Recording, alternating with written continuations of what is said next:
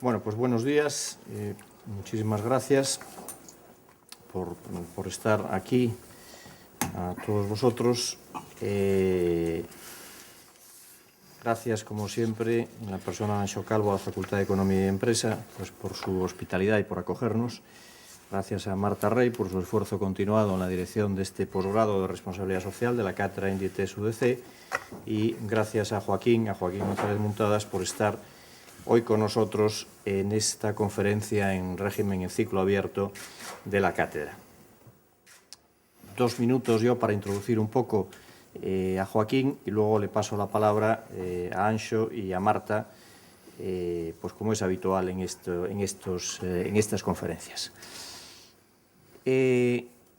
Joaquín González Muntadas ha sido hasta hace nada el máximo responsable de FITECA Comisiones Obreras. Para entendernos, secretario general de la Federación de Industrias del Textil, Calzado, Confección, Piel, Químicas y otras cosas más de Comisiones Obreras y uno de los máximos responsables de la política federal confederal de Comisiones Obreras en España.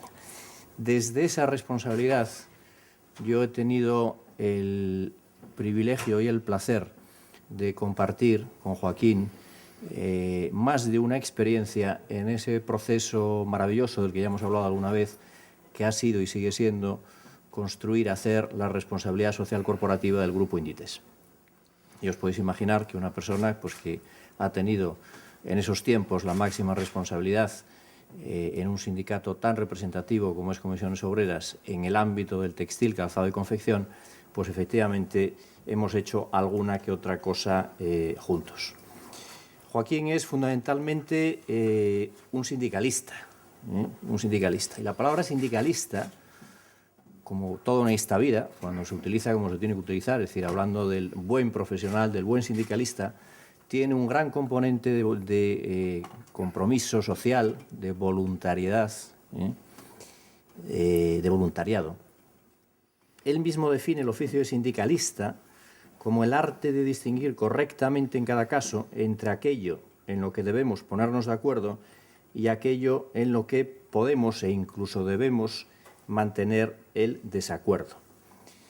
Entonces, yo cuando una persona define su profesión y la primera palabra que utiliza es la palabra acuerdo, pues ya me parece muy bien. Ya me parece muy bien. Vosotros sabéis, lo hemos hablado alguna vez, que el Consejo Social de la Universidad tiene una maravillosa y constante y permanente vocación de apoyo a lo que sea acuerdo y cultura de cooperación. Y lo decimos continuamente. Lo decimos continuamente en nuestra función de representantes de la sociedad en la universidad. Hablamos siempre de que la universidad es de la sociedad. Y no lo hacemos por plantear cuestiones de propiedad o de posesión, a pesar de la deformación profesional que los dos juristas, el director técnico del Consejo Social y yo tenemos, que también tiene su razón de ser, pero no lo hacemos por plantear cuestiones de derecho civil, sino porque lo que queremos precisamente es responsabilizar a la sociedad en la universidad y responsabilizarla en un doble sentido. En el sentido de que la universidad es de toda la sociedad y por tanto es de todos, es una responsabilidad de todas las instituciones, de todas las administraciones públicas, sean territoriales, sean corporativas, etcétera, etcétera, y sobre todo en el sentido de que esa responsabilidad, esa propiedad que se traduce en responsabilidad se tiene que traducir en la obligación de dotar a la universidad de los medios suficientes para que desempeñe esa función tan trascendental que es la formación del capital humano en sus 3 actividades de enseñanza, de investigación y de transferencia de resultados. Y esos medios, evidentemente, son medios económicos, claro, financieros, pero no solo, son también pues, un sistema de gestión, un sistema de gobernanza que le permita a las universidades sacar partido al tremendo potencial humano que tiene. Entonces, acuerdo y voluntad de cooperación. Y Joaquín en esto es un experto. Él dice, por ejemplo, la síntesis del oficio del sindicalista, dice, la justa relación entre razón, racionalidad y lo razonable. Yo resumo, porque al final se remite a la escala esencial de valores del sindicalismo. Dice, la solidaridad y la defensa de los más débiles para llegar a un resultado, a un acuerdo, nuevamente la palabra acuerdo, razonable, que quiere decir posible, negociado y aceptado. Y eso a nosotros, que somos expertos en responsabilidad social corporativa y universitaria, nos suena muy bien, porque hemos dicho siempre que una de las grandes patas de la responsabilidad social es la acción social, y esa acción social es precisamente compromiso, en el caso de la responsabilidad social corporativa, compromiso de un modelo de negocio con los más desfavorecidos de los grupos de interés a los que afecta ese modelo de negocio, es decir, defensa de los más débiles. Y sigue diciendo Joaquín, la solución a nuestros muchos graves problemas está en que haya buenos y honrados sindicalistas, buenos y honrados gestores empresariales, buenos y honrados profesionales de la docencia, de la economía, del derecho y de la política. Y esto significa una cosa, que es la aceptación y el fortalecimiento de los denominadores comunes, otra cosa que insistimos mucho también en el Consejo Social. Es decir, no discutamos lo esencial que nos une, no saquemos excesivo partido a lo no esencial que nos diferencia y fortalezcamos los denominadores comunes.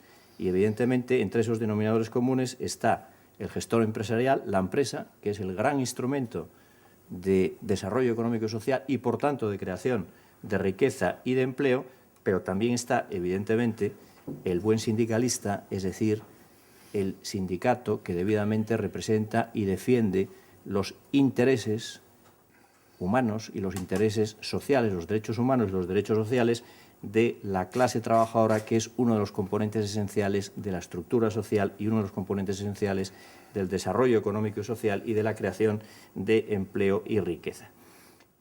Etcétera, etcétera, etcétera. Es decir, yo podría seguir en esta línea durante mucho tiempo y la conferencia la daría yo, en vez de darla a Joaquín. Y, evidentemente, no ese es el tema. Pero bueno, Joaquín, en su nueva perspectiva vital, tras todas esas responsabilidades de las que antes hemos hablado, pues se plantea un proyecto y a ese proyecto le quiere llamar, no sé si lo ha conseguido, porque me parece difícil registrar algo que se llama ética.org, no sé si lo ha conseguido, pero cuando alguien se plantea un proyecto vital y lo llama ética, bueno, pues evidentemente justifica que esté aquí, dando una conferencia en una cátedra, un posgrado, que es de responsabilidad social, Y yo ya simplemente pues quiero hacer referencia a que Joaquín ha sido pieza esencial de uno de los hitos, o yo creo que es uno de los hitos fundamentales en la relación entre organizaciones sindicales y multinacionales, que ha sido el acuerdo marco que firmó Inditex con la ITGLWF, que es la International Trade Garment Labour Workers Federation, que es, para entendernos, la organización sindical internacional, en el año 2007. Y es un acuerdo marco firmado entre las organizaciones sindicales y Inditex, que parte de una doble convicción, porque es un acuerdo para, actuando de modo conjunto y complementario, mejorar la situación en derechos humanos y sociales de los trabajadores en las fábricas de países sensibles, de países del tercer mundo. Entonces, cuando una multinacional y organizaciones sindicales a nivel mundial son capaces de firmar esto, quiere decir dos cosas. Una, que la empresa cree que los sindicatos aportan, porque si no, evidentemente, no lo firma. Ese es el sindicalismo bueno. Y segundo, que los sindicatos opinan que la empresa realmente quiere desarrollar su modelo de negocio con respeto de los derechos humanos y de los derechos sociales, que es la buena gestión empresarial, porque si no, evidentemente, los sindicatos no se arrimarían con un acuerdo a una empresa. Bueno, ese acuerdo lo tenéis explicado en la memoria de responsabilidad social de Inditex, en las páginas 62 y 63. Yo creo que es muy significativo. Lo hemos desarrollado en el año 2011 con un acuerdo de intenciones, cuyo objetivo es aumentar la capacidad de actuación de los sindicatos locales e internacionales y de las responsabilidades mutuas a la hora de afrontar los retos que implica una cadena de producción global. Bueno, yo creo que este es un tema significativo de lo que se puede hacer cuando se tiene, primero, lógicamente, buenas intenciones, se trata de ser buen gestor empresarial y buen sindicalista, se tiene las ideas claras de que no se puede hacer un modelo de negocio sin respeto de los derechos humanos y los derechos sociales en cualquier parte del mundo, y se ponen los medios para solucionar los problemas, cada uno desde su responsabilidad. O sea, el gestor empresarial no deja de serlo ni se convierte en sindicalista, y el sindicalista no deja de serlo y se convierte en gestor empresarial. Pero cada uno desde su responsabilidad, si hay voluntad de acuerdo, si hay cultura de cooperación, pues se puede mejorar algo que es responsabilidad de todos, que es la calidad de vida, los derechos humanos y sociales de los trabajadores del tercer mundo, que es, yo creo, una responsabilidad de todos nosotros. Bueno, pues yo por mi parte nada más. Cedo la palabra a Anxo Calvo, agradeciéndole nuevamente, pues, una vez más su hospitalidad en esta casa. Non lo queres. Moitas grazas. En primeiro lugar, eu quero dar a benvida ao noso relator doxe, que pola presentación que acaba de facer Antonio non teño ninguna dúbida de que vai estar á altura das elevadas expectativas que temos neste momento. En concreto, e persoalmente, eu teño moitas, porque pareceme moi interesante que a cátedra en código aberto, que é como se chama hoxe a modalidade de conferencia, pois organice precisamente unha conferencia onde ven un sindicalista a falar de responsabilidade social corporativa, tendo en conta que moitas veces cando falamos de RSC sempre estamos introducindo que isto, no fondo, é un acordo entre os distintos grupos de interés, stakeholders, e non ten dúbida de que os traballadores e os representantes dos traballadores, a representación organizada dos traballadores a través dos sindicatos, pois tiña que estar necesariamente presente nun curso de posgrado destas características. E a min iso me parece, sobre todo, unha mostra de rigor no enfoque do curso, e tamén unha mostra de pluralidade no enfoque inicial, porque vamos a escoitar, ou escoitaremos, distintas voces, distintas visións, que con distintos posicionamentos filosóficos, con distintos intereses, como son os stakeholders, como son os grupos de interese, pois, ao final, atopan un ámbito de traballo fértil para a empresa e, sobre todo, fértil para a sociedade no que desenvolver pois as súas actividades. E, sobre todo, compráceme que o mundo sindical e a acción sindical que eu coñezo non por participar nela, senón sempre me tocou polas distintas responsabilidades que tiven do outro lado da mesa, pois que recoñeza que a responsabilidade social corporativa é un paradigma útil para a defensa dos dereitos sociais e dos dereitos laborais dos seus representados. Desde ese punto de vista, superar os vellos esquemas de confrontación. A min, últimamente, por cuestións que non me veñen a caso, tiven que estudar a historia do movimento sindical en España moi pormenorizadamente ata este momento, e digo, carai, que interesante que poidamos atopar un marco de diálogo e un marco de acordo, que era un pouco que a idea que comentaba Antonio, dentro dun paradigma tan moderno como pode ser a da responsabilidade social corporativa. Entón, por iso, desde o punto estritamente persoal, para min esta conferencia levantou moita expectativa e non teño ninguna dúbida que vai responder plenamente a isto. Eu non me quero estender máis porque a min, un pouco como decano da facultade, correspóndeme o labor protocolario de darvos a benvida, por suposto, a Joaquín, que vai ser o centro da conferencia e deste acto, pero tamén a moitas persoas que hoxe están entre o público, a quen lle recoñezo tamén unha trayectoria, unha entrega tamén á loita sindical e, por ende, ao país no seu conxunto, e que eu respeto moitísimo. Hoxe temos aquí moitos invitados, hai calidade, por suposto, no lado do conferenciante, pero hai moita calidade tamén no lado do público, empezando, por suposto, polos propios as persoas que participan directamente no curso como estudantes. Entón, máis nada, agradezo, por suposto, ao Consello Social, a Marta, ao equipo que traballa directamente no curso para que iso sexa unha realidade, todos os esforzos de organización e, como sempre digo, que saibades que esta facultade está sempre aberta a este tipo de iniciativas. Moitas grazas. Muchísimas gracias, Anxo. Marta. Gracias. Muy rápidamente, porque veo entre el público caras nuevas en el sentido de que son por primera vez asistentes a una de estas conferencias en código abierto de esta cátedra Inditex UDC de responsabilidad social.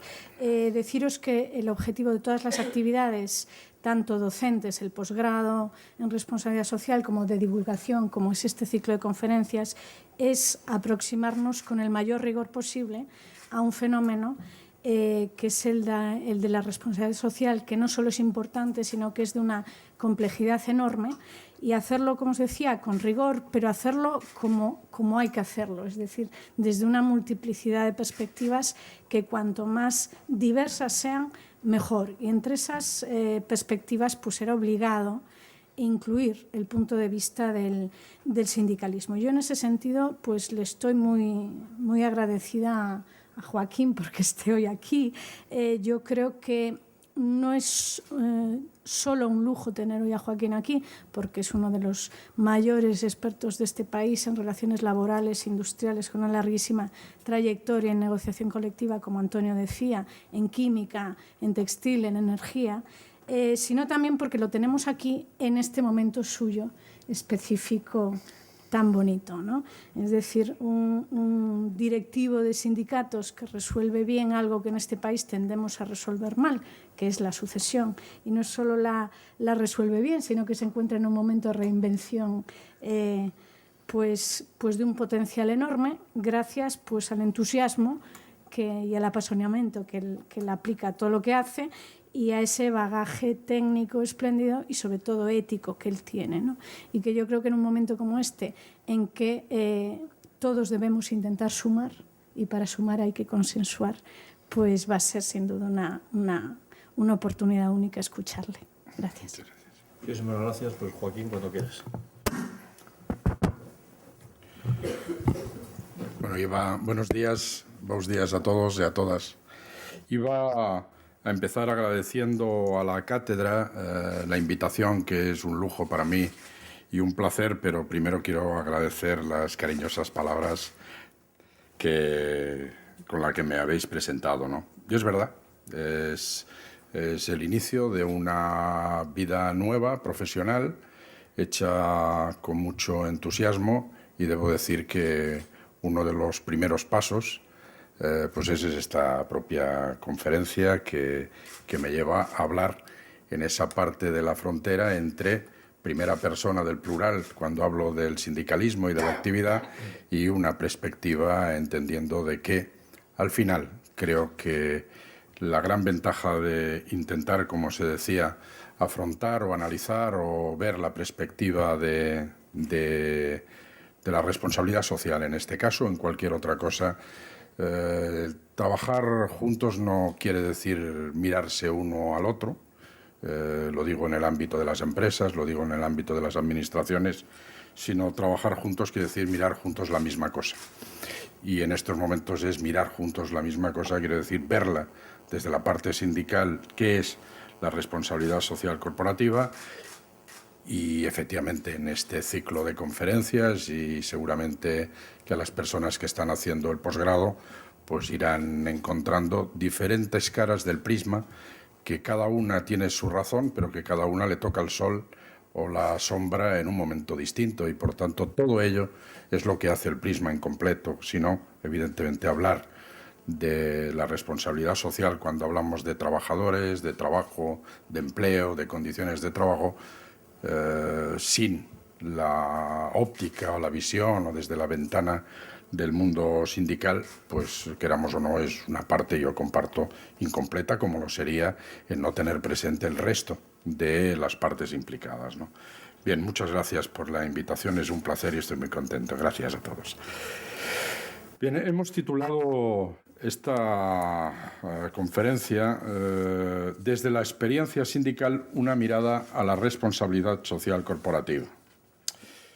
Advierto que veréis que no acaba de implantar un poco y cuajar el término. Unas personas le llaman responsabilidad social de las empresas, responsabilidad corporativa, y eso lo veréis porque en el transcurso incluso de la propia conversación y de las propias charlas pues vamos cambiando de una manera, pero en el fondo quiere decir lo mismo, ¿no?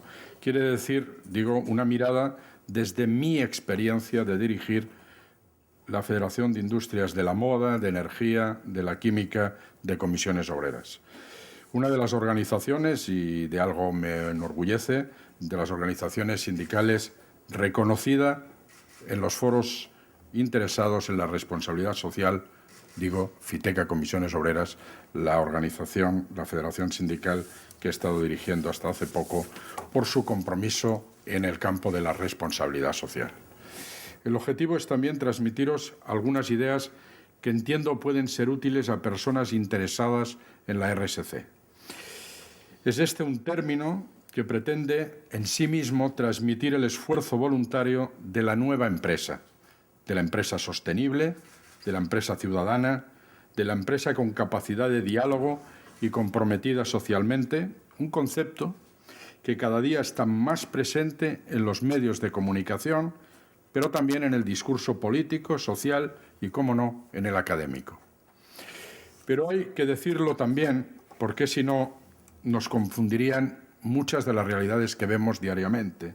Es un concepto con mucha literatura, con buenas voluntades, con escasa experiencia todavía, con una inflación de actores disputándose el protagonismo y mucho oportunismo e instrumentalización al no ir más allá en muchas ocasiones de una gestión de la imagen de la empresa o de la corporación empresarial o de cualquier otra entidad que detrás del término RSC esconde no más que una imagen positiva y el trabajo en esa dirección. Un concepto, y quiero empezar reconociéndolo, que el movimiento sindical ha vivido de forma muy tímida y contradictoria. Lo he recordado con toda crudeza al revisar la conferencia que di hace ahora 12 años en la Universidad de Verano del Escorial y comprobado que en el debate en el que participamos en él numerosos sindicalistas de varios países, el término más usado en aquellas sesiones era de perplejidad, también de desconfianza, considerando la responsabilidad social de las empresas como un riesgo para la función del sindicato, de la función sindical, al verlo como un posible intento de las empresas de ignorar a los sindicatos y a estos como legítimos representantes de los trabajadores y las trabajadoras. Mi federación sindical, he dicho Fiteca Comisiones Obreras, que organiza sectores como el textil, el petróleo, el gas, la química, no compartíamos del todo esos miedos hace ya 12 años. Y ya habíamos empezado nuestros primeros escarceos incordiando a algunas empresas muy importantes como Inditex, como Repsol, Mango, Corte Inglés, Gas Natural, sobre sus compromisos en responsabilidad social. He dicho que empezamos ya a incordiar, y lo sabe muy bien Antonio Abril, como directivo de Inditex, que recordará, igual que yo, algunas conversaciones telefónicas, correos y cartas al respecto, y a decir verdad, todo era intuición, inquietud y, si me permitís, un poco de olfato, porque estaba todo por hacer y todo por escribir en nuestro país, por supuesto. Nuestra posición, o mejor dicho, nuestra intuición como sindicato, era oportunista. Se concentraba en que el sindicato algo obtendría de información, de intervención o de influencia en las empresas, porque si estábamos seguros de que de algo hace 15 años las empresas tampoco sabían muy bien lo que querían, cómo lo querían y lo que era por clarísimo, no sabían muy bien tampoco cómo hacerlo, más allá de los muchos folletos de colores que estuvieran editando en torno a la RSC. El sindicalismo comenzaba una primera discusión sobre si el tema interesaba o no, si era solo marketing empresarial o era un burdo intento de llevar a la decisión unilateral de la empresa, al ser voluntario, al no ser contrastado con nadie de la empresa, lo que antes había sido materia de negociación colectiva. Algo de esto había, y lo debo decir, en muchos planteamientos empresariales de la época, que nacía de muchas escuelas de negocio, entendiendo de que las propuestas voluntarias en el ámbito de la responsabilidad social de la empresa cubría un amplio espacio vacío en un número muy importante de ámbitos de relaciones laborales. Estoy hablando a nivel mundial y estoy hablando también de países anglosajones, de Europa, que luego me referiré. Existía en aquellos momentos otra discusión en el sindicalismo organizado. Unos decían que en la medida que los códigos de conducta eran decisiones unilaterales de la empresa y abordaban temas como los derechos y los estándares básicos que la empresa se comprometía a cumplir en relación a los y a las trabajadoras de la comunidad en relación al medio ambiente, que interesan también esas materias al movimiento sindical, no convenía, decía una parte del movimiento sindical, no convenía intervenir en su aplicación, en su seguimiento, porque en el fondo era hacer el juego a la política unilateral de las empresas. Por ello, en aquellos momentos ya, estoy hablando de hace 12 años, se contraponía al código de conducta unilateral de la empresa los acuerdos marcos negociados para convertir lo que era una decisión unilateral de la empresa en un acuerdo convencional en el ámbito de un acuerdo marco negociado entre el sindicalismo y la empresa correspondiente.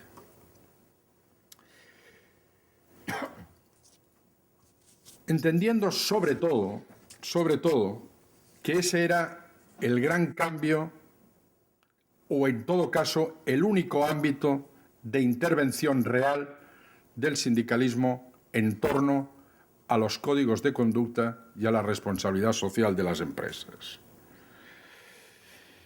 Hoy existen cientos de acuerdos marcos en empresas transnacionales o multinacionales, es verdad, pero no deja de ser significativo que el único acuerdo en la industria de la moda, de la confección, del textil, en la distribución de moda, en uno de los sectores más complejos a la hora de hablar de gestionar y garantizar el cumplimiento de los derechos humanos y laborales en los cientos y miles de proveedores y en los centenares de miles de trabajadores y trabajadoras en todo el mundo, sea precisamente el acuerdo marco firmado por la internacional, la sindical internacional y el grupo industrial Inditex,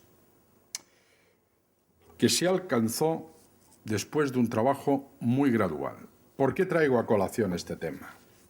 Porque probablemente nuestro acierto como sindicato fue no coger o el blanco o el negro y decir que mientras no hubiera un acuerdo marco que ordenara y acordara sindicato internacional, dirección de la empresa, para nosotros el acuerdo o la decisión unilateral de la empresa, voluntaria, de su código de conducta, era algo en el que no queríamos contaminarnos, en tanto que era un primer paso que nosotros no queríamos. Creo que esta es la explicación, en parte, de que ese proceso gradual de intentar que la empresa fuera madurando también el qué y cómo lo iba a hacer y ir entendiendo, algo ha dicho Antonio Abril, ganando la confianza mutua en algo profundamente, y lo sabemos, muy delicado, que significa la gestión de todos los cientos y miles de proveedores, creo que es la explicación también de haber seguido un proceso gradual en este término. Hay una diferencia, una gran diferencia, no teórica, sino práctica, entre lo que es un código de conducta voluntario y unilateral de la empresa y el acuerdo marco. Al ser este último el resultado de una negociación, el acuerdo y la firma de compromisos de la empresa, con él también los instrumentos de seguimiento y de verificación de su cumplimiento entre la empresa y la organización sindical con la que se ha firmado ese acuerdo marco. O sea que no es solamente el contenido, sino que es el compromiso común de los instrumentos de verificación de ese acuerdo que por la tarde, en la clase de un ratito, vamos a intentar desarrollar mucho más en lo que significa los instrumentos convencionales en el ámbito de la negociación colectiva y de la responsabilidad social. Hoy, hace 12 años después, si alguien de cualquier ámbito, sindical, social, económico, político o académico, dijera, como decíamos hace 12 años en el Escorial, que se está perplejo o asombrado ante la RSC, pensaríamos que esa persona acaba de despertar después de dormir casi durante una década. Sobre la RSC hoy se puede hacer muchas exclamaciones, incluida la incredulidad, por considerarla un engañabobos, una falacia, un marketing, un maquillaje, que hay quien lo cree, pero ya no se puede exclamar perplejidad o sorpresa, como afirmé hace 10 años que era lo que sentía la mayoría del movimiento sindical internacional, europeo y, por supuesto, también el español. El concepto no solo se ha extendido y ha ganado naturalidad, sino que en nuestro país se ha institucionalizado, con un Consejo Estatal de Responsabilidad Social de Empresas, dependiente del Ministerio de Empleo y de Seguridad Social, donde participan las patronales en nombre de las empresas, donde participan los sindicatos en representación de los trabajadores y trabajadoras, donde están instituciones y organizaciones no gubernamentales, ONGs, junto con una nutrida representación de la Administración General del Estado, o sea, del Ministerio de Empleo, de Economía, de Hacienda, de Educación, de Sanidad, de Industria. Así que es difícil hoy encontrar mayor nivel de institucionalidad de algo que nació de la voluntariedad empresarial a partir de una difusa y a veces, creo, confusa presión de algunas organizaciones de la sociedad civil de manera variopinta. Pero quizá más relevante que el grado de institucionalización que ha alcanzado son los múltiples másters de gestión que imparten las universidades y las escuelas de negocios, que han incorporado en sus MBAs asignaturas y referencias constantes a la responsabilidad social, que expresa el esfuerzo por integrar esos valores de forma transversal en la formación de los nuevos dirigentes empresariales y, en particular, incorporar la competitividad de la empresa moderna con los intangibles que representan los valores entendidos como protagonistas en la gestión.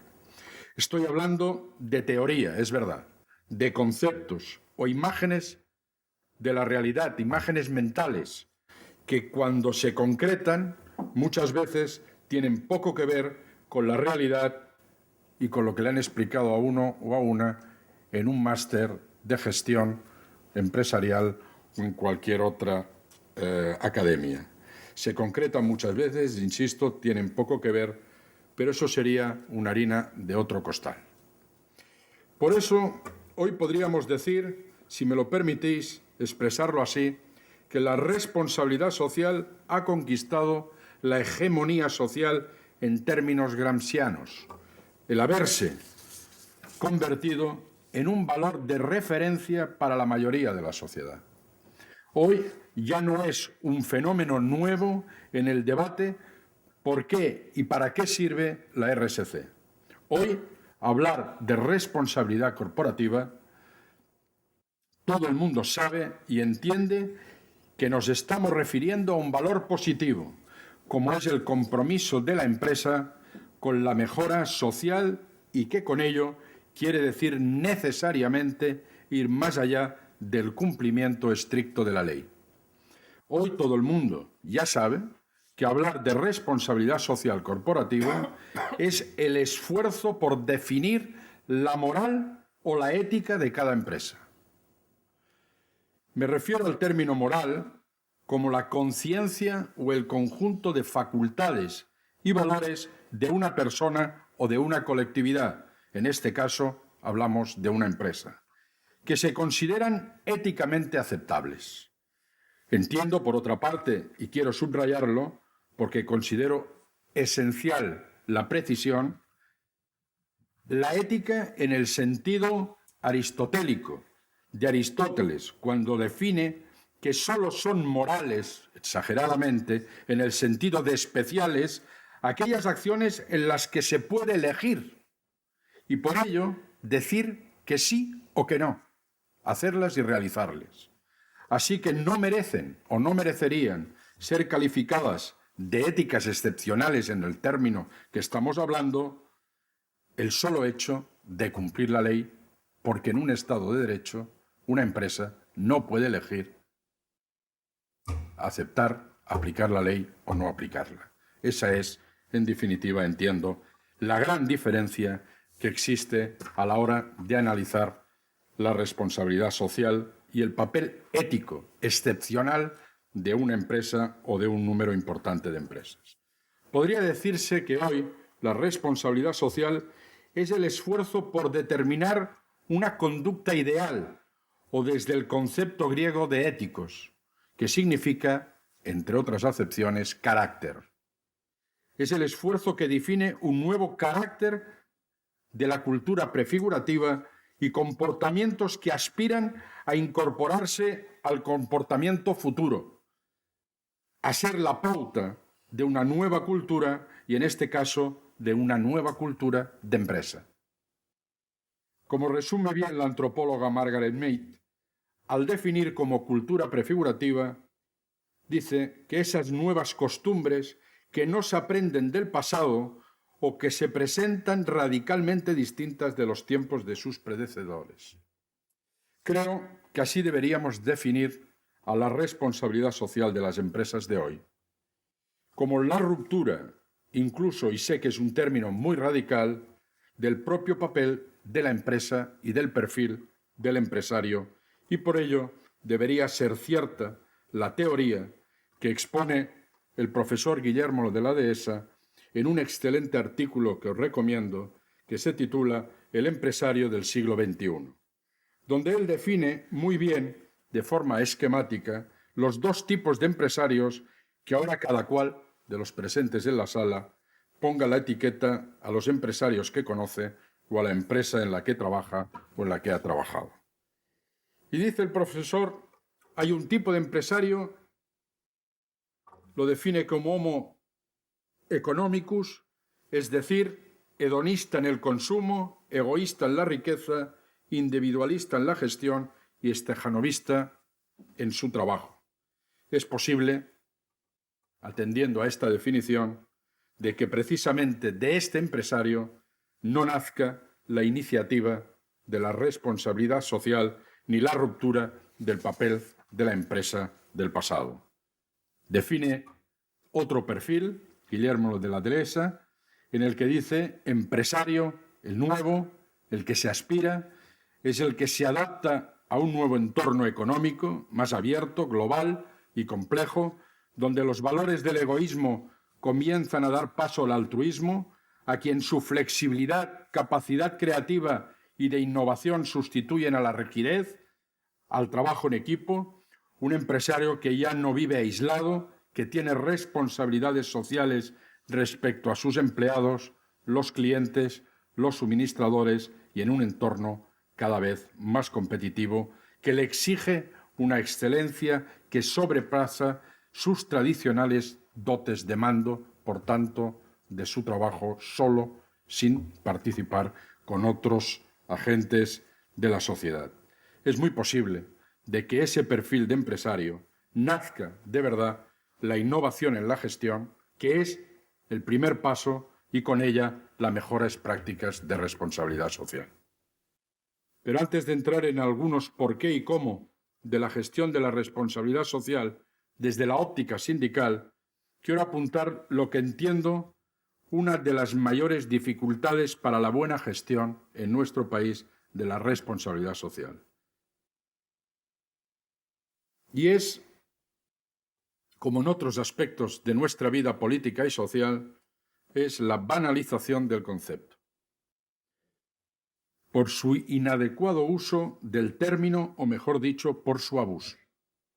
Ya sé que aprovechando un impacto positivo en la opinión pública, se acaba convirtiendo en un cajón desastre que no dice nada porque se usa para todo. Ese es uno de los grandes riesgos que tiene la responsabilidad social, al menos en nuestro país, que es el que conozco. El otro riesgo es la banalización de los compromisos. Y a ese me interesa más detenerme un momento.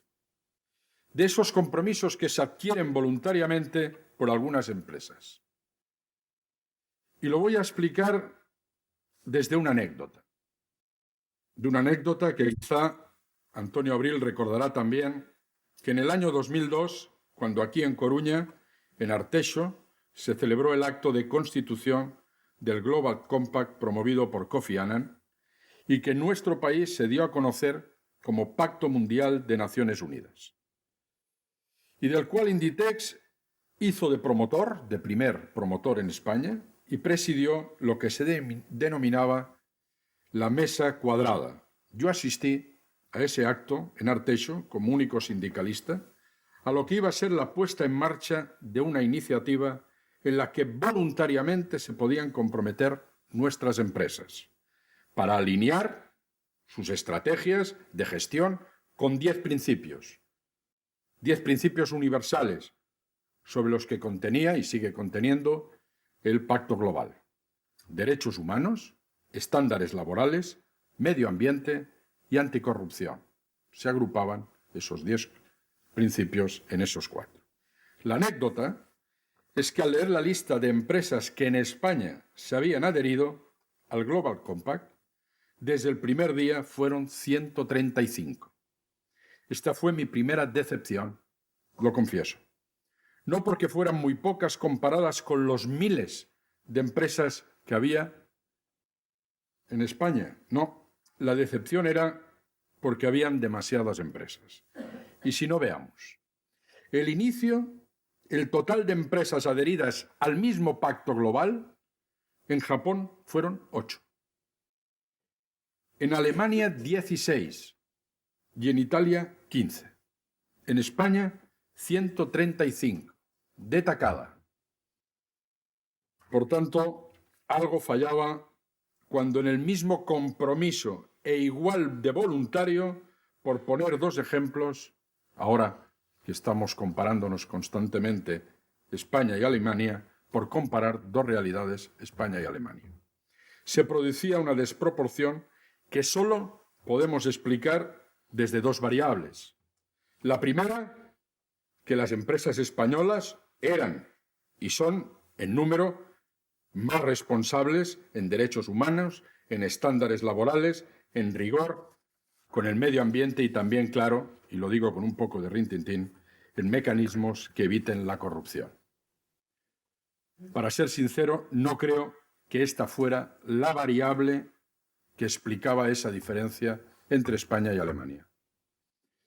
La segunda creo que es más acertada, y es que Alemania y en Japón igual se le da un valor distinto a la firma de un compromiso voluntario. Así que cuando nos referimos a RSC, como en tantas otras cosas, en la política, en la economía, también en la vida, debemos ir más allá del nombre de las cosas y atender mucho su contenido y su nivel de cumplimiento. ¿De dónde surge? Pues desde la visión del sindicato, pero creo que compartida con todos los expertos en la materia, la RSC. Es como muchos consideran solo un intento más de las empresas para vender y lavar su imagen. Es una pregunta que está permanentemente en los debates a la hora de hacer referencia, y es el título de muchas conferencias y de más de un libro. ¿Es un intento solo de vender y lavar la imagen? Creo que podemos afirmar, sin mucho riesgo a equivocarnos, que es la respuesta, unos dirán obligada, y creo que sí, pero todos deberíamos decir respuesta inteligente a la decepción expresada por la mayoría de la ciudadanía hacia las grandes corporaciones empresariales en las décadas de los 80, precisamente cuando las empresas eran las instituciones mejor valoradas y percibidas como las más capaces de responder a los intereses de amplios sectores de la población. Lo reflejó muy bien digo con mucha precisión, Ronald Reagan, con su concepto de la magia del mercado. El RSC nace en Estados Unidos, en los años 90, donde se evidencia un divorcio entre el mundo de las grandes empresas y corporaciones y las necesidades sociales, y que se agudiza aún más con los escándalos económicos y financieros protagonizados por altos ejecutivos con un extraordinario impacto en la opinión pública, esencialmente, decía, americana. Es cierto que las críticas a la gestión de las grandes empresas y a la revolución del accionista en Europa se produce con menos fuerza y menos crudeza y tarda más en llegar. La inexistencia de verdaderos contrapesos y eficaces mecanismos de control sobre el poder de decisión de los gestores ha provocado que provocó y seguramente y sigue provocando que directivos de empresas con grandes beneficios durante este periodo, mientras despedían a miles de trabajadores, no tuvieran escrúpulos en aumentarse escandalosamente sus salarios y remuneraciones, provocando la ruptura del contrato no escrito, es verdad, por el cual de manera sutil se entendía que los trabajadores podían esperar estabilidad en su empleo mientras la empresa fuera rentable.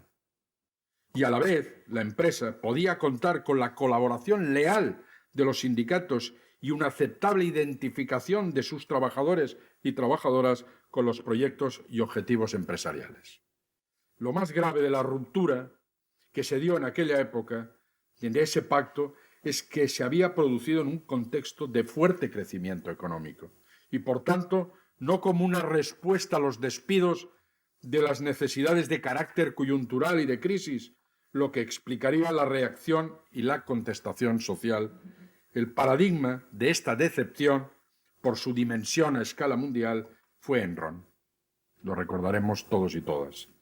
Laureada por las revistas especializadas como la empresa más innovadora de los Estados Unidos durante 5 años consecutivos, entre el 96 y el 2000, y en la lista de los 10 mejores empleadores del mundo, hasta que su reputación comenzó a decaer tras conocerse el pago de sobornos, de tráfico de influencias para obtener contratos en América Central, América del Sur, África, Filipinas, la India, y tras conocer las técnicas contables fraudulentas avaladas por la entonces prestigiosa firma Arthur Andersen, ya desaparecida, que permitieron crear el mayor fraude empresarial conocido hasta entonces. De ahí que Enron se convierta en sinónimo de fraude empresarial planificado y como uno de los aceleradores más importantes como reacción de muchísimas corporaciones y empresas ante ese escándalo y ante la contestación social. Algo muy parecido, para no hablar de otros países, a la decepción con Enron, es lo que está ocurriendo en nuestro país con algunas entidades financieras. ¿O queremos mayor sarcasmo?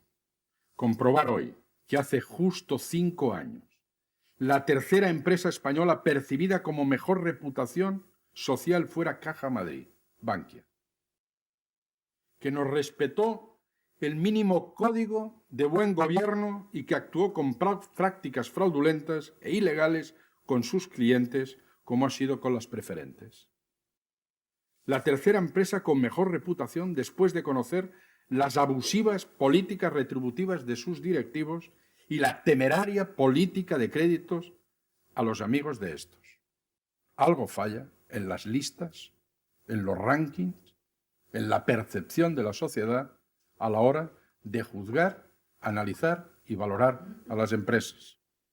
Algo deberían los especialistas revisar estos resultados. Y también los expertos en responsabilidad social. Dicen que fue de la misma forma que fue la presión social lo será en España tras la experiencia que estamos viviendo en el sector financiero, lo que contribuyó a situar en el primer plano de la discusión política la función social de la empresa y la necesidad de nuevos equilibrios entre la responsabilidad de los accionistas, los gestores, la creación de riqueza y el conjunto de la vida social. Y ello con independencia de la discusión teórica, académica, que sigue y seguirá viva sobre la idea de la responsabilidad social corporativa. Hay que destacar el protagonismo de las organizaciones no gubernamentales, de las ONGs, los grupos de derechos civiles y el movimiento ecologista, con sus campañas de denuncia de determinadas prácticas y conductas de las grandes empresas y las grandes corporaciones, y el hecho de que éstas sean permeables a la coacción social y a la presión de sus clientes. En Europa ha adquirido también una dimensión política la responsabilidad social, empezando por las diversas resoluciones del Parlamento Europeo que expresan el objetivo de hacer de Europa un polo de excelencia de la responsabilidad social de las empresas. De manera muy especial, marcó un antes y un después el Libro Verde de la Comisión Europea en el 2001 para fomentar un marco europeo de responsabilidad social y las múltiples comunicaciones, hasta la última del 2011, que incorpora el concepto expreso de responsabilidad social para sus impactos con el conjunto de la sociedad. No es un hecho de segundo orden que en Europa el eje en torno a donde gira la RSC sea el empleo, la organización y la calidad del trabajo y la relación con los trabajadores, tal como ya había avanzado en el Consejo Europeo de Lisboa, coincidiendo con ello que el principal déficit de Europa, de la construcción europea, es su propia política social. Y entiende la propia Comisión Europea que un factor, un acelerador, un buen reactivo, un acicate para ese objetivo es y debe ser la responsabilidad social de las empresas y de las organizaciones y de las administraciones. Por tanto, debemos recordar, después de varias décadas de viaje, que la responsabilidad social no ha sido un proceso pacífico, sino que ha tenido potentes enemigos, como se refleja en la dureza de los adjetivos que utilizó, por poner un ejemplo, el influyente periódico The Economist, calificando en su día a la responsabilidad social de las empresas de conspiración e intoxicación a la opinión pública contra el capitalismo y la libre empresa, y donde advertía de las graves consecuencias para la competitividad y la reputación de la industria europea y que de triunfar la idea de la responsabilidad social en las empresas aumentaría artificialmente los costes de las mismas al verse obligadas a atender objetivos que no les son propios a las empresas. Ataques y advertencias de los riesgos para la libre empresa, donde los más irreductibles representantes de la ortodoxia política y la economía ultraliberal, que llegaron a equiparar al movimiento de la responsabilidad social como la ofensiva teórica e intelectual de los adversarios de la libre empresa y de la economía de mercado, frente a las exigencias cívicas de la responsabilidad social ante lo que respondió con la famosa frase lapidaria que sentencia Milton Friedman cuando dijo: la acción social corresponde a los accionistas con sus dividendos y no a la empresa. Y la más conocida y más repetida, cuando advertía que la finalidad de una empresa bien gestionada es hacer beneficios, y punto, y no salvar al planeta. Quiero decir que el movimiento, el pensamiento de la RSC ha tenido también y tiene su contestación en el ámbito empresarial y en el ámbito del mundo económico.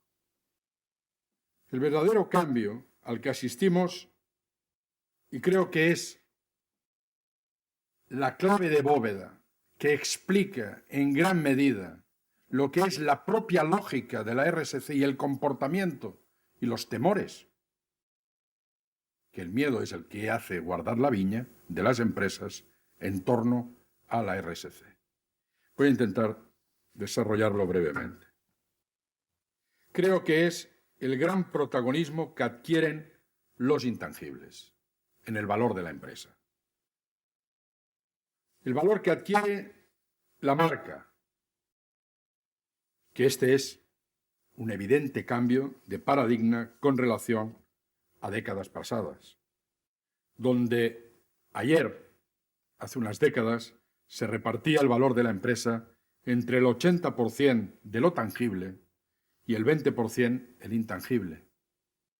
Mientras hoy estamos en la gestión de lo intangible, o dicho de otra forma, en la necesidad de integrar en la estrategia de gestión de la empresa lo duro y lo blando, y con ello la nueva importancia y trascendencia del concepto reputación como intangible, la necesidad de integrar en un todo económico lo social y lo ambiental, algo que ha provocado un nuevo espacio de diálogo obligado entre las grandes empresas y las organizaciones no gubernamentales, las comunidades locales, las comunidades indígenas si son del sector energético y, por supuesto, los sindicatos.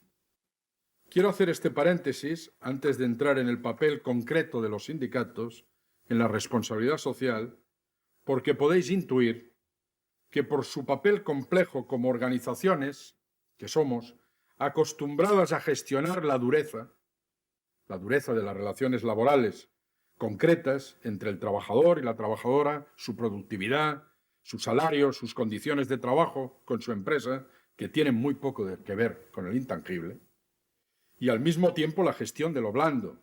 Esta es la diferencia que creo que sitúa al papel del sindicato en torno y en relación a la responsabilidad social de una forma distinta a puede estar cualquier otra organización no gubernamental, otro grupo de interés. El cambio de verdad, el radical en el mundo de la empresa y su relación con la sociedad, es el cambio que nos explica que la responsabilidad social cada día tenga mayor relieve en las empresas y en la sociedad, y es el peso de la marca.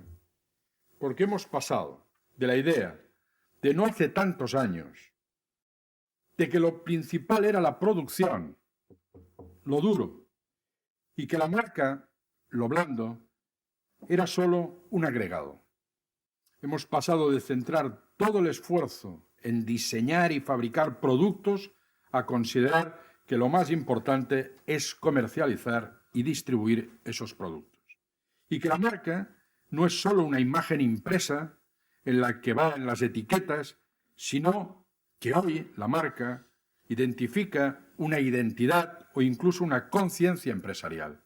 La marca ya no es tanto como producto, sino como idea, como actitudes, como valores y experiencias. Es decir, hay marca que identifica a cultura.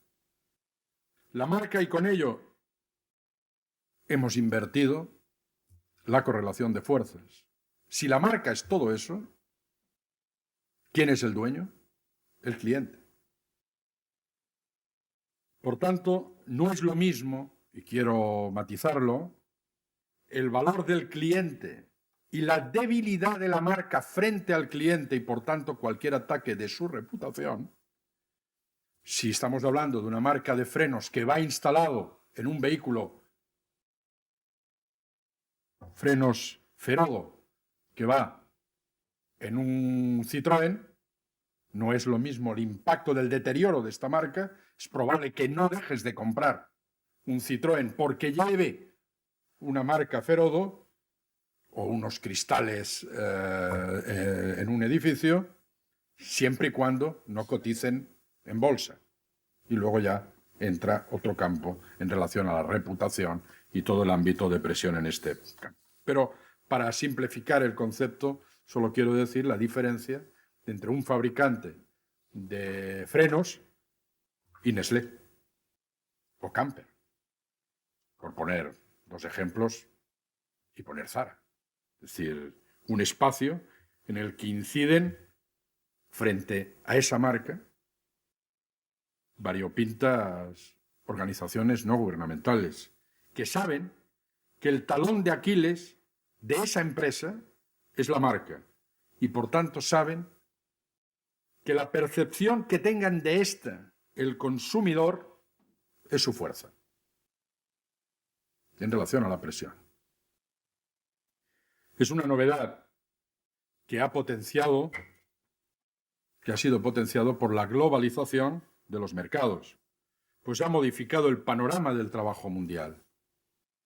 Nada resulta más molesto y más desagradablemente material para las grandes corporaciones que las fábricas.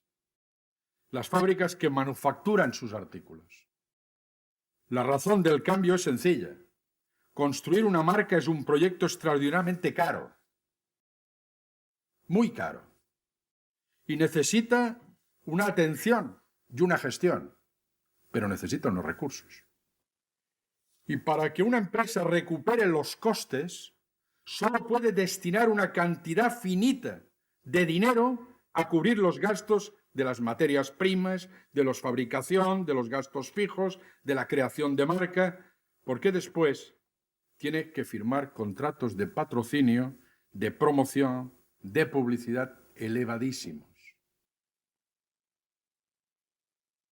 Con un jugador de la NBA, con un artista X. Y es ahí donde, en el fondo, la empresa hace su gran esfuerzo de inversión y en un tono, no digo quejoso, pero un poco sí, el problema es las fábricas son un incordio. Lo sabe Antonio Abril, que son un incordio. Cuando no se incendian, se caen. Y esto es un problema. Pero según esta lógica, la empresa no debe emplear sus limitados recursos en las fábricas. El cambio es lento, pero es decisivo. El sindicalismo lo sabe. Lo importante es que sepa responder a esto. De las prioridades de la empresa ha dejado en una posición muy precaria a los productores no virtuales, o sea, a los trabajadores y las trabajadoras. Esa es la realidad y la cruda realidad en la que, y luego me referiré, puede jugar el gran papel los códigos de conducta, los acuerdos marcos y el papel del sindicalismo, más allá que muchas y muchísimas organizaciones no gubernamentales. Empresas que tradicionalmente se daban por satisfechas, y hemos de hablar de números, claro que sí, porque si no, no se entendería, con aumentos del 100% de su coste de producción, digo de margen, de beneficio, de margen, de producción en fábrica y el precio al minorista, hoy escarban el planeta para encontrar fábricas capaces de manufacturar productos tan baratos que este aumento se acerca al 400, al 500, al 600, y me callo porque igual incluso es más. Un margen que deben dedicar y que dedican a la promoción de la marca, al alquiler de locales en lugares carísimos y en el centro de las grandes ciudades, donde es ahí su elemento principal de promoción y su eje central de su actividad. Como en todo hay un inventor, creo modestamente que esa idea la inventó Nike, que ha sido el prototipo de empresa que inauguró la filosofía comercial de gasto ilimitado en la creación de la marca, aunando con una desinversión casi total y absoluta en los trabajadores que manufacturaban sus zapatillas. Lo dijo su presidente al inicio de este proceso. Ya no vale la pena hacer cosas. Lo que vale, lo que da valor añadido, es la investigación, la innovación y el marketing. La producción no es la piedra fundamental del imperio de las marcas, sino que es una fastidiosa y marginal molestia. Y con la pretensión de que a medida que se traslada al exterior, se van, en algunas empresas piensan que se va también los problemas. Y ahí está el sentido de la responsabilidad social otra vez. Nike, que fue la primera que instauró, de alguna manera inventó, y lo consiguió, y es una empresa de éxito. Y solamente viendo su logotipo sabe todo el mundo de que lleva cultura, lleva pensamiento, es algo más que una marca de zapatillas. Y sabe los conflictos que tuvo y cómo tuvo que ser también y acabar siendo una de las líderes a la hora de desandar una parte del camino por entender que por mucho que alejara sus fábricas de producción, volverían con zapatillas, pero rebotarían si había alguien que agrandaba y explicaba el problema de que estaba trabajando con niños y con niñas, pues todo lo que le estaba costando que Michael Jordan representara a Nike, se le iba por el desguace el que mañana saliera en la prensa que se había encontrado un taller trabajando niños o que se había incendiado y todo, la imagen limpia que quería dar se le iba. Y es ahí donde yo entiendo que esencialmente aparece el sindicato, para recordarle a la empresa responsable que fuera de su protección o no, y con esto no estoy prefigurando que todas las empresas tengan esa pretensión. Por eso pongo el matiz. A la empresa, que sea su pretensión o no, tiene una responsabilidad en las condiciones de trabajo y en el respeto de esos empleados que fabrican sus productos, sean muebles, vestidos, productos alimentarios, teléfonos o automóviles, estén a miles de kilómetros de su sede central. La función del sindicalismo hoy, en la economía y en la empresa global, está en impedir que la estrategia de muchas empresas y de muy importantes empresas, algunas de ellas incluso laureadas con nominaciones de empresas responsables y éticas, ignore a las personas que trabajan en sus productos, aunque estén, insisto, a miles de kilómetros de su sede central o empresas subcontratadas también sean ignoradas la vida comercial de los productos que fabrican. Dicho de otra manera, para que los trabajadores del sur y los consumidores del norte nos comuniquemos, el sindicalismo internacional entendemos nosotros que es, entiendo yo, que es el mejor cauce. Porque a pesar de que podamos repetir muchas veces, casi siempre de forma retórica, de la uniformidad del planeta, este sigue profundamente dividido entre productores y consumidores. Y para acabar, dos consideraciones generales y una conclusión.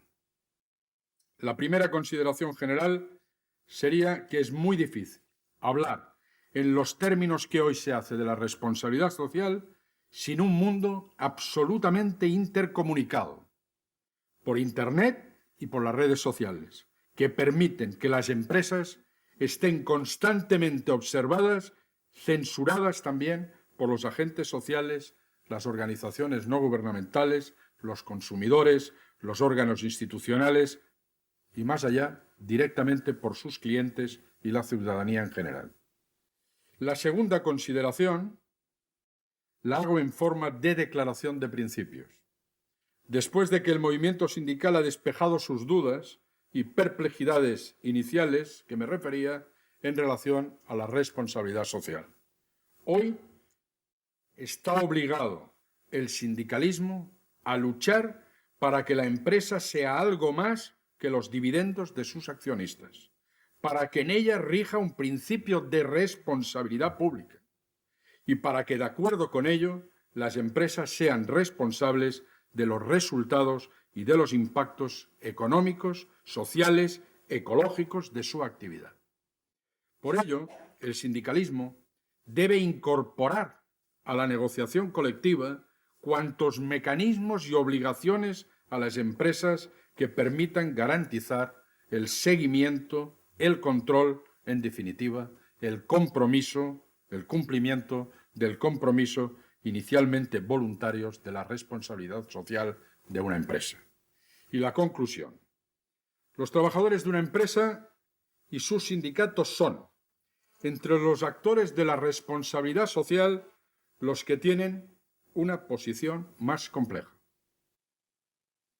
ya que habíamos dicho que el talón de Aquiles de la empresa y la razón que en parte la mueve a toda su lógica de RSC y con ello a la creación de valor, me refiero siempre a la reputación, el resto de las partes implicadas que intervienen en la responsabilidad social sabe que su arma de presión y de coacción hacia la empresa es el desprestigio de la marca y el deterioro de su reputación de la empresa y, por tanto, su debilitamiento con los riesgos que comporta para la viabilidad presente y futura de la empresa. Así que a nadie se le escapa que si estas son las potentes armas que se tiene para exigir a las empresas y controlar a las empresas de su responsabilidad social, entre ellas el boicot de los productos, el que esto lo impulsen los trabajadores y sus sindicatos de la empresa, sería tanto como decir que escupían hacia arriba. Por eso intento trasladar desde el primer día en esta materia un mensaje a las personas que actualmente o en el futuro, y muchas estáis sentadas en esta sala, intervendrán o gestionarán la responsabilidad social en las empresas. Que estoy seguro que después del excelente posgrado, con suerte, os abrirá muchas puertas en este terreno. Os decía que no veáis a los trabajadores y a las trabajadoras y a sus sindicatos, como dicen la mayoría de los manuales de responsabilidad social, solo como una parte implicada. Solo como una parte implicada porque, a diferencia del consumidor y de las organizaciones que le representan, creo que deben ser vistos y tratados como una parte comprometida. Porque de la buena o mala reputación de su empresa, de ellos depende directamente, están afectados y por ello dependerá su empleo y su futuro. Bien, no sé si he sido demasiado largo, pero os agradezco la atención. He querido, desde la experiencia de una de las partes comprometidas en la responsabilidad social, daros, no sé si una visión o más bien una versión de algo, creo firmemente que puede ser, y para muchas empresas lo es ya, una fuente muy importante de innovación social y de gestión. Y para finalizar, ya que me he apoyado en algún concepto de la antropóloga Margaret Mead, quiero repetir una de sus frases más conocidas que comparto y creo que sirven para decir que, aunque nos parezca difícil cambiar la cultura de algunas empresas, es necesario recordar, como ella escribió, que nunca dudemos de que un pequeño grupo de ciudadanos reflexivos y comprometidos pueden cambiar el mundo. De hecho, dice ella, es lo único que alguna vez lo ha permitido cambiar. Muchas gracias.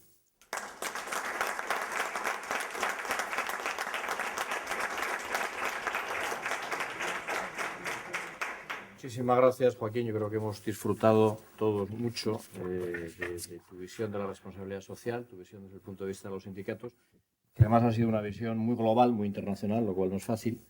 Avalar por tu experiencia, yo creo que les va a venir muy bien a los alumnos del posgrado, como les encantará, seguro les aprovechará muchísimo la clase que esta tarde les vas a dar. Muchísimas gracias y levantamos la sesión.